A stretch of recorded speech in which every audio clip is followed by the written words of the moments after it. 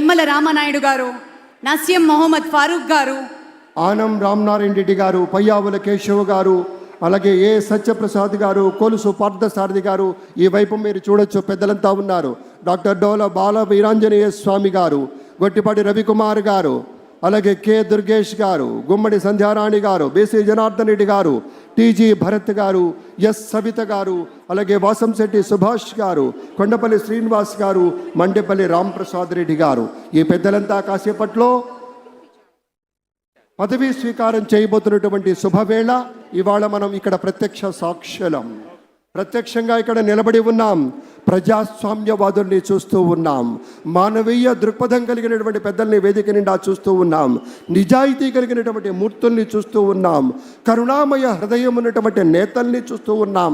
సేవా తత్పరతే జీవలక్షణంగా వెలిగినటువంటి మా వెంకయ్య నాయుడు గారు కావచ్చు, అమిత్ షా గారు కావచ్చు, నితిన్ గడ్కరీ గారు కావచ్చు. ఈ వరుసలో చూసుకుంటూ పోతే అటు మన చిరంజీవి గారు, మన రజనీకాంత్ గారు, మన బాలయ్య బాబు గారు, ప్రతి ఒక్కరూ కూడాను విశేషమైనటువంటి రీతిలో సేవ అనే 2 అక్షరాలకి కట్టుబడి ఉన్నారు. ఎంతెంత స్థాయికి వెళ్ళినా దాన్ని మరవలేదు.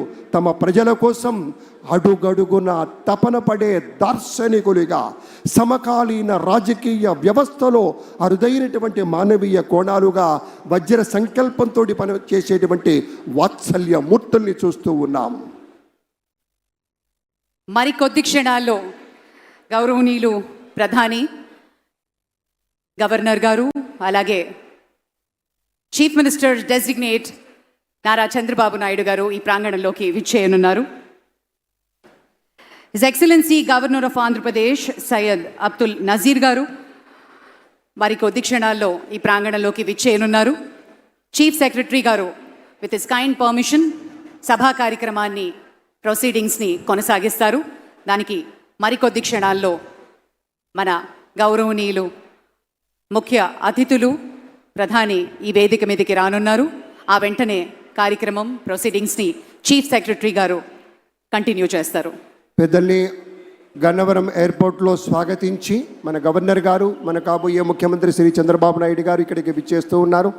నిమిషాల వ్యవధి మాత్రమే ఉంది పెద్దలారా. సమయ పాలన తెలిసినటువంటి పెద్దలు కాబట్టి మరొక మాట గుర్తు చేసుకుంటే, మన ప్రధాని ఇచ్చినటువంటి పిలుపులు మీకు తెలుసు కదా.